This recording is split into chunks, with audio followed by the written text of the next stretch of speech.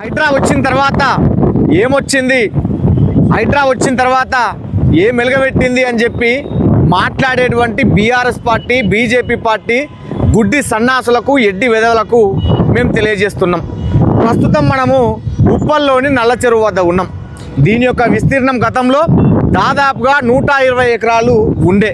ఈ BRS party 10 ఏళ్ళ ఈ పాపాత్ముల పుణ్యమా అని చెప్పి దాదాపుగా 70 ఎకరాలకు పైగా కబ్జాకు గురైతే రంగనాథు గారు, హైడ్రా కమిషనర్ రంగనాథు గారు చొరవ తీసుకొని మళ్ళీ ఎట్లయినా ఈ హైడ్రా తీసుకొచ్చిన తర్వాత ఎట్లయినా ఈ కబ్జాదారుల యొక్క కబంధ హస్తాలలో మగ్గుతున్నటువంటి, కబ్జాకు గురైనటువంటి ఈ ప్రదేశాన్ని కాపాడాలి అనే ఉద్దేశంతో దాదాపుగా 20 ఎకరాలను మళ్ళీ కాపాడి ఇప్పుడు ప్రస్తుతం మనం చూస్తూ ఉన్నాం. 50 ఎకరాలు ఉన్నటువంటి ఈ నల్ల చెరువును 70 ఎకరాలకు మార్చినటువంటి, కాపాడినటువంటి ఘనత హైడ్రాది.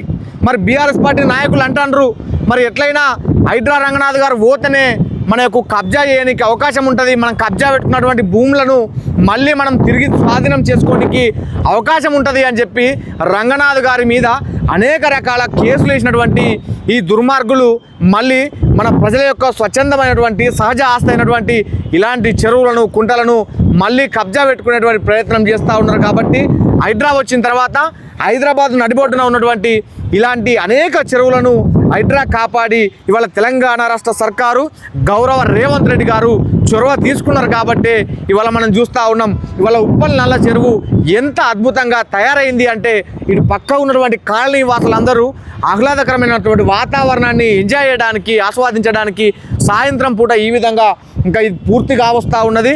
ఈ పూర్తయితే మాత్రం చాలా అద్భుతమైనటువంటి ప్రదేశంగా, పర్యాటక కేంద్రంగా మారేటువంటి అవకాశం ఉన్నది. కాబట్టి ఇంత గొప్ప ఆలోచన చేసినటువంటి, ఇంత గొప్ప నిర్ణయం చేసి ఈ చెరువు గతంలో దుర్గంధంగా ఉండే ఈ చెరువులో అనేక రకాల చెత్త, చెదారం, మన్ను, మశానం అనేక రకంగా ఇబ్బందిగా ఉంటే కనీసం ఇక్కడ నిలబడదామన్నా, ఇక్కడ ఉన్నటువంటి గాలిని పీల్చుకుందామన్నా నిలబడినటువంటి పరిస్థితి ఉండే, గాలిని పీల్చుకునేటువంటి పరిస్థితి నుంచి ఇవాళ స్వచ్ఛమైన నీళ్ళ వరకు, స్వచ్ఛమైన వాతావరణం వరకు ఈ విధమైనటువంటి అభివృద్ధికి తీసుకొచ్చినటువంటి సీఎం రేవంత్ రెడ్డి గారికి నిజంగా హైదరాబాద్ నగర ప్రజల పక్షాన మేము ధన్యవాదాలు తెలియజేస్తూ ఉన్నాం.